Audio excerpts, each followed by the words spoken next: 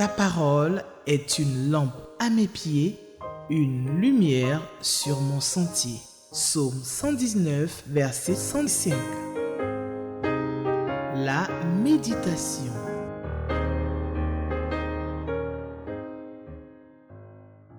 Chers amis lecteurs de la Bible, bonjour et shalom. La paix du Seigneur soit avec vous là où vous êtes.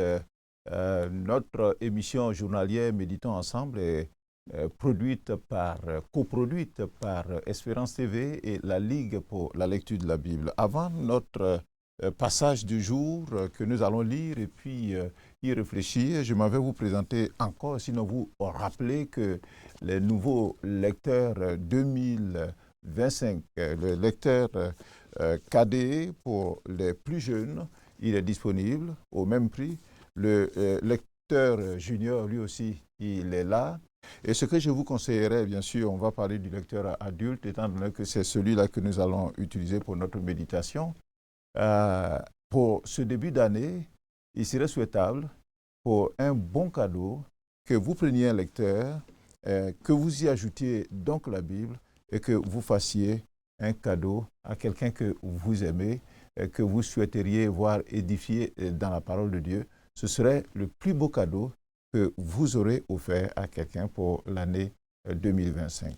Quant à moi, je prends le lecteur 2025 et aujourd'hui, le texte qui nous est proposé pour notre lecture et puis notre réflexion se trouve dans le livre des Nombres, le chapitre 5 du verset 1 au verset 10. Deux questions nous sont soumises. La question numéro 3 qu'on retrouve donc à la première page du lecteur qui dit « Y a-t-il un exemple à suivre ou à ne pas suivre ?» Et puis la question numéro 7, quelle vérité Dieu me révèle-t-il? Avant d'aller plus loin, nous allons demander au Seigneur de nous conduire dans notre temps de méditation. Prions le Seigneur, chers téléspectateurs. Seigneur, nous voulons te bénir de ce que tu nous donnes cette opportunité de nous retrouver toujours, tous les jours, à tes pieds. Et ça nous fait du bien de t'écouter. Ça nous fait du bien de recevoir ton enseignement afin de conduire notre vie en conséquence. Bénis-nous en ce moment, dans le précieux nom de Jésus-Christ notre Seigneur. Amen.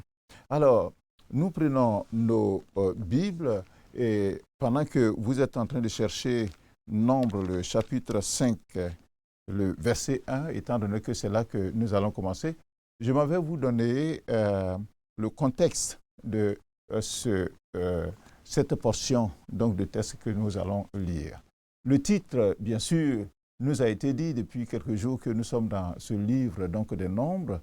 Donc les Nombres reflètent l'accent porté sur les questions de recensement ou de dénombrement du peuple d'Israël. Et ce dénombrement se trouve depuis le chapitre 1 jusqu'au chapitre 4 et ensuite au chapitre 26 de ce livre. Vous voyez que ça ne fait pas beaucoup de chapitres pour tout ce grand livre, donc qui va jusqu'à une trentaine, sinon 36 chapitres. Mais ces 5 chapitres-là, à cause de ce que c'est assez spécifique sur le recensement du peuple, a donné son nom, les nombres, au livre. Cependant, le contenu de ce livre est bien plus vaste, car il renferme le récit des principaux événements arrivés depuis le départ du peuple qui était donc juste en bas de la montagne donc, de Sinaï pour recevoir les tables, donc les 10 commandements plutôt, excusez-moi. Donc, cette histoire dans ce livre part de la montagne de Sinaï jusqu'aux plaines de Moab. Cette période de 38 ans commence au premier jour du second mois de l'an 2, après leur sortie d'Égypte, jusqu'au 10e mois de la 40e année. Donc, comme je le disais, ce livre couvre donc 38 ans de traversée de désert. Ainsi, le récit rapporte les préparatifs du départ, retrace aussi d'une manière sommaire le voyage depuis le mont Sinaï jusqu'au pays de Moab et puis raconte le séjour dans les plaines de Moab. Il convient de noter aussi que le fil du récit est fréquemment interrompu par des lois et des ordonnances promulguées par l'Éternel. Justement, notre texte du jour, Nombre le chapitre 5 du verset 1 au verset 10, traite d'une part des précautions que les Israélites devaient prendre afin de garder le camp exempt de toute souillure. Et d'autre part, promulgue l'attitude à avoir en cas de péché commis contre une personne. Alors, j'espère que vous avez trouvé votre texte, Nombre, le chapitre 5, verset 1, que je lis avec vous. L'Éternel parla à Moïse et dit, « Ordonne aux enfants d'Israël de renvoyer du camp tous lépreux et quiconque a une gonorrhée ou est souillé par un mort. Homme ou femme, vous les renverrez. Vous les renverrez hors du camp, afin qu'ils ne souillent pas le camp au milieu duquel j'ai ma demeure. » Verset 4. Les enfants d'Israël firent ainsi, et ils les renvoyèrent hors du camp, comme l'Éternel l'avait ordonné à Moïse. Ainsi firent les enfants d'Israël. Verset 5. L'Éternel parla à Moïse et dit, « Parle aux enfants d'Israël. Lorsqu'un homme ou une femme péchera contre son prochain en commettant une infidélité à l'égard de l'Éternel, et qu'il se rendra ainsi coupable, il confessera son péché et il restituera dans son entier l'objet mal acquis, en y ajoutant un cinquième. Il le remettra à celui envers qui il s'est rendu coupable. » Verset 8. S'il n'y a personne qui ait droit à la restitution de l'objet mal acquis, cet objet revient à l'Éternel, au sacrificateur, outre le bélier expiatoire avec lequel on fera l'expiation pour le coupable. Toute offrande de choses consacrées par les enfants d'Israël appartiendra au sacrificateur à qui elles seront présentées. Verset 10 enfin, les choses qu'on aura consacrées lui appartiendront, ce qu'on lui aura remis lui appartiendra. Voilà notre test du jour. Ce test, on peut le découper en 2 sections, peut-être même en 3 sections. La première section du verset 1 au verset 4, qui traite des précautions que les Israélites devaient prendre afin de garder le camp exempt de toute souillure.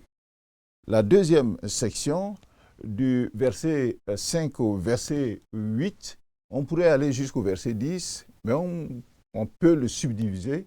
Donc, la deuxième section, du verset 5 au verset 8, traite de péchés commis contre une autre personne.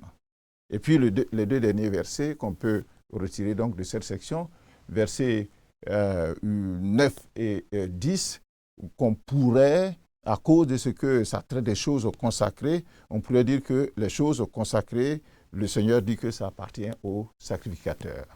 Mais nous allons traiter seulement les 2 sections dont nous avons parlé et nous commençons donc par cette première section, du verset 1 au verset 4, les précautions à prendre afin de garder le camp exempt de toute souillure. Il est dit au verset 2 de notre texte que ordonne aux enfants d'Israël de renvoyer du camp tous lépreux et quiconque a une gonorrhée ou est souillé par un mort. Tous lépreux, c'est-à-dire toute personne atteinte d'une gonorrhée, qui est une infection sexuellement transmissible, et tous ceux qui avaient touché un mort devaient être renvoyés hors du camp. Le camp se composait de la tente d'assignation où se trouvait le tabernacle et de l'espace tout autour où les Israélites avaient dressé leur tente. On a vu dans le texte passé où ils devraient se placer, chaque tribu. Vraiment, c'était très bien ordonné. Le livre du Lévitique nous instruit du processus et de la procédure de diagnostic, d'une part de la lèpre, qui est une tumeur blanche qui fait blanchir donc le poil et comporte une trace de chair vive dans la tumeur. Dans Lévitique, le chapitre 13, nous avons lu l'année dernière. Et d'autre part, de la gonorrhée, qui est une émission corporelle révélatrice donc de maladies transmissibles, en particulier des organes sexuels. Là aussi, nous avions lu dans Lévitique, le chapitre 15. La raison du commandement est donnée au verset 3, c'est-à-dire que celui qui a touché un mort, qui fait une gonorrhée ou qui a la lèpre et qui doit être écarté du camp, la raison est donnée au verset 3 de notre texte.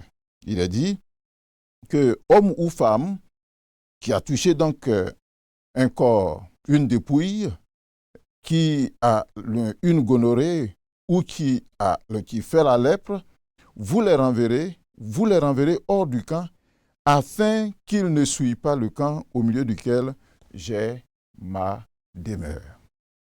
La première raison, qui est assez évidente à la lecture de ce verset, c'est que l'interdiction est donnée par mesure d'hygiène et de prévention sanitaire.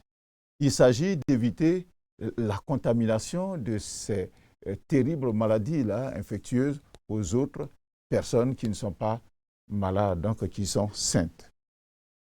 Et la seconde raison qui justifie cette interdiction, en tout cas de les conserver dans le camp, ou sinon qu'il faut les éloigner du camp, c'est la présence du Dieu qui est saint.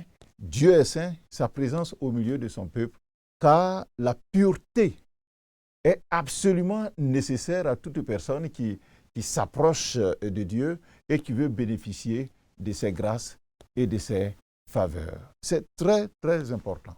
D'ailleurs, un texte qui se trouve dans le livre de Deutéronome, le chapitre 24 et le verset 13 que nous allons lire, nous dit ceci, que c'est le chapitre plutôt 23 et le verset 13, nous dit que l'Éternel, ton Dieu, marche au milieu de ton camp pour te protéger et pour livrer tes ennemis devant toi. Et il continue, ton camp devra donc être saint afin que l'Éternel ne voie chez toi rien d'impur et qu'il ne se détourne point de toi. Donc, là où se trouve l'Éternel, c'est la sainteté, c'est la propreté, c'est la pureté. Tout comme le péché qui est une souillure morale qui nous sépare de Dieu, ces trois cas de maladie sont des souillures physiques qui entraînent donc de facto une mise en quarantaine. Il faut l'éloigner, il faut les éloigner. La sainte présence de Dieu dans la nuée, parce que Dieu était dans une nuée qui suivait son peuple depuis qu'ils sont sortis d'Égypte. Donc cette présence de Dieu, qui est sainte, était synonyme d'exigence de pureté. Bien sûr, le peuple doit être pur. Par conséquent, toute impureté était exclue du camp d'Israël parce que Dieu est là, parce que sa présence est dans la nuée.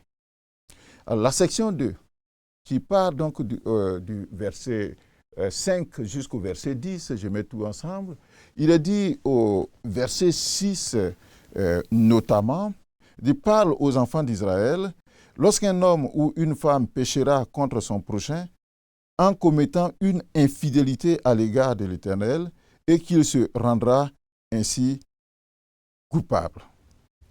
Alors, c'est un texte qui est tellement précis. Le verset dit expressément qu'un homme ou une femme qui pêche d'une manière quelconque contre son prochain, il commet à partir de ce moment-là aussi et en même temps une infidélité envers Dieu. Il a péché contre un homme et puis il commet une infidélité envers l'Éternel. Pour cela, la personne en faute se doit de poser un certain nombre d'actes en vue de son pardon et de l'expiation de sa faute.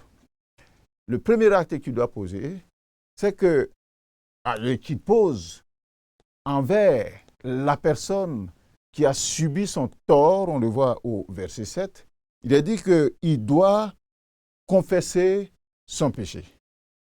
Donc, confesser son péché à la personne à qui il a causé du tort. Deuxième chose, c'est qu'il doit restituer dans son entier l'objet mal acquis, c'est-à-dire un objet qu'il a volé ou il a spolié donc, la personne donc, de son bien. Il doit restituer donc, cet objet-là. Troisième chose qu'il doit faire la personne, il doit ajouter à la chose volée qu'il restitue, il doit ajouter un cinquième de sa valeur, soit en nature, soit en espèces. Et puis, il doit remettre l'ensemble à celui envers qui il s'est rendu coupable. Ça, donc, une faute qu'on veut réparer, c'est ainsi qu'on doit faire vis-à-vis, bien sûr, de son prochain, c'est ainsi qu'on doit procéder. Deuxième chose qu'on doit faire quand on a commis une faute envers donc, quelqu'un, nous avons vu que non seulement on a fait du tort à la personne, mais aussi on a fait du tort à Dieu. Alors pour cela, il est dit qu'il faut bien sûr demander pardon à Dieu, c'est le verset 8 qui le dit, il faut demander pardon à Dieu, mais il faut aussi présenter un bélier pour l'expiation. Qu'on doit tuer, son sang va couler, et parce que la victime est morte, alors le péché est pardonné. Si la personne envers laquelle on s'était rendu coupable était entre-temps morte, ou si elle ne demeurait plus là, ou qu'elle était introuvable, il y avait, ou qu'il n'y a pas quelqu'un de proche aussi, le Seigneur a trouvé une alternative, un palliatif.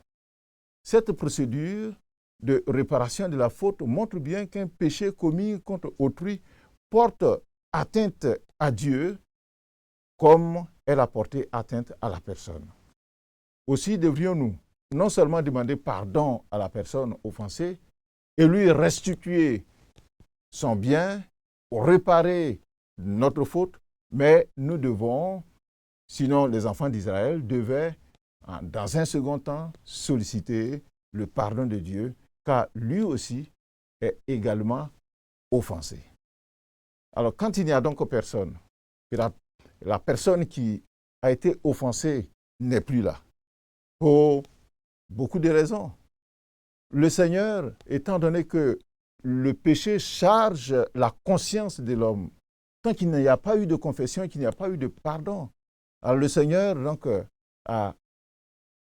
c'est lui qui est le législateur. Il a pris une décision que dans ce cas-là, il faut venir devant le sacrificateur, confesser la faute et puis faire son expiation en donnant bien sûr une bête qu'on tue pour le péché. Afin qu'il n'y ait pas de vide et que par conséquent le péché ne soit pas pardonné. C'est pour cela que le Seigneur a pris donc cette décision. Il a dit au verset 8 que nous avons lu que s'il n'y a personne qui ait droit à la restitution de l'objet mal acquis, c'est-à-dire que la personne n'est pas là, est en voyage ou je ne sais pas, cet objet revient à l'Éternel, au sacrificateur, étant donné que Dieu n'est pas là pour dire Dieu tient. Mais le fait de venir déposer au sacrificateur, c'est qu'on a donné à l'Éternel. Et le bélier expiatoire qu'on va donc tuer, il revient donc au sacrificateur. Voici donc les éléments, les explications que j'apporte à votre réflexion bien sûr, il y a beaucoup de choses qu'on peut trouver là. Alors, nous allons répondre à la question euh, numéro 3. Y a-t-il un exemple à suivre ou à ne pas suivre? L'exemple que j'ai trouvé, qui est un très bon exemple à suivre, c'est l'obéissance des enfants d'Israël à l'ordonnance du Seigneur. L'expulsion hors des campements tribaux de ceux qui sont atteints de maladies transmissibles. C'est une décision qui est assez difficile. On pourrait même dire qui est cruelle. Parce qu'il fallait se séparer de son frère ou de son parent, peut-être de sa femme, de son mari, qui était porteur d'une maladie contagieuse. Et pourtant, quand bien même c'était difficile, les enfants d'Israël, le verset 4 le dit, les enfants d'Israël firent ainsi et ils renvoyèrent hors du camp, comme l'Éternel l'avait ordonné à Moïse. Ainsi firent les enfants d'Israël. Les ordonnances du Seigneur peuvent nous sembler cruelles, peut-être difficiles, illogiques, notamment face aux défis sociaux et aux mauvais héritages moraux et culturels de notre époque. Mais il nous faut les accepter et obéir à ces ordonnances-là, comme l'Éternel l'a ordonné. Les préceptes ou commandements de Dieu peuvent sembler aller contre nos intérêts ou nos points de vue, mais il nous faut les accepter tels quels et obéir. C'est ce que les enfants d'Israël ont fait. Il faut se séparer de son frère qui a la gonorrhée, ou bien qui fait la lèpre, ou qui a touché à un cadavre. On l'éloigne pour un temps, jusqu'à ce que la guérison donc arrive. C'est difficile, mais Dieu l'a dit, on obéit. On n'a pas à juger, mais on a à obéir. Quand j'étais dans les armées, nous avions une formule qui dit que la réclamation n'est permise au subordonné que lorsqu'il a obéi. C'est-à-dire quand on a donné un ordre, il faut obéir d'abord. Et c'est ce que les enfants d'Israël ont fait. Ça, c'est un très bon exemple. Apprenons à être obéissants aux ordres du Seigneur, aux préceptes de Dieu, aux injonctions du Seigneur quant à notre vie. Et puis, quand il nous envoie, allons-y, obéissons. Et puis, on verra après comment Dieu justifiera cela s'il le veut bien. Et même s'il ne justifie pas, on aura obéi. Et c'est notre part que d'obéir, Textus, à ce que le Seigneur nous a ordonné. Alors, répondons à la question numéro 7. Quelle vérité Dieu me révèle-t-il dans ce texte que j'ai lu? Moi, j'ai relevé deux vérités. La première vérité, c'est de reconnaître qu'un péché commis contre mon prochain est aussi et en même temps une infidélité envers Dieu. C'est ce que nous avons lu. Que si quelqu'un fait du tort à son prochain, alors il a commis une infidélité aussi au Seigneur. C'est pour ça qu'il faut lui demander pardon et demander pardon à Dieu. Deuxième vérité que j'ai notée, c'est de savoir que pour se faire pardonner d'un péché commis contre son prochain, il faut d'une part confesser la faute à la personne et à Dieu. Et bien sûr, restituer dans un second temps ce qu'on a pris, l'objet que nous avons mal acquis, qu'on a volé et qu'on a spolié, en tout cas qui ne nous appartient pas et que nous avons pris. Il faut restituer. D'ailleurs, je me rappelle là dans Luc le chapitre 19, l'histoire de Zachée.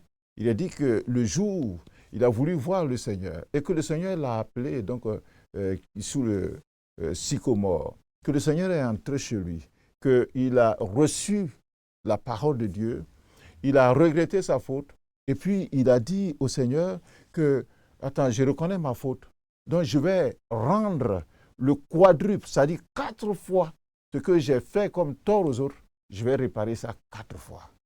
Et il va même plus loin, il dit, je vais donner la moitié de mes biens aux pauvres. Quand le Seigneur nous a touchés, c'est ce que nous pouvons faire. Alors, faisons-le. Je rappelle donc ces deux vérités. Savoir que quand j'ai fait du tort à quelqu'un, j'ai commis une infidélité vis-à-vis de Dieu. Et puis, reconnaître donc ce péché, puis le confesser à mon prochain et au Seigneur. C'est très important, ces vérités. Nous sommes à la fin de notre méditation. Le livre des Nombres n'est pas seulement un livre donc, pour donner les généalogies, les effectifs donc, des tribus, mais c'est un livre aussi où le Seigneur nous apprend les choses élémentaires de la vie, comment nous comporter entre nous, comment marcher aussi dans ses voies et puis lui plaire. Je vais prier avec vous pour conclure donc ce moment. Seigneur, nous voulons te remercier de ce que tu nous apprends, que la souillure, qui est l'image du péché, la souillure, nous devons la bannir de notre vie. C'est-à-dire le péché, nous devons bannir le péché de notre vie. Aide-nous à marcher dans la droiture, dans la pureté devant toi. Tu nous apprends aussi que si nous faisons du tort à notre frère, nous te faisons aussi du tort. Parce que le tort que nous faisons est une infidélité à ta parole. Apprends-nous à être honnêtes, à ne pas pécher contre notre frère et à ne pas te faire des infidélités. Nous te le demandons dans le précieux nom de Jésus-Christ. Et surtout, si nous avons péché contre notre frère, que nous ayons la force d'aller vers lui pour lui demander pardon, que nous puissions restituer ce que nous lui avons pris, parce que c'est ce qui est juste devant toi. Nous te le demandons au nom de Jésus-Christ. Nous avons terminé notre méditation. Le lecteur nous donne un autre commentaire qui vient bien sûr enrichir ce que nous nous sommes dit donc dans ce temps que nous avons passé ensemble. Visitez-le, il est très riche et le Seigneur vous bénira. Surtout demain, ne ratez pas, comme on le dit, ne manquez pas ce beau temps, ce temps riche devant le Seigneur, au pied du roi des rois, pour apprendre sa parole, apprendre à bien se comporter et recevoir les bénédictions qui viennent de lui. Shalom, à demain. Ta parole est une lampe à mes pieds, une lumière sur mon sentier. Psaume 119, verset 105. La méditation.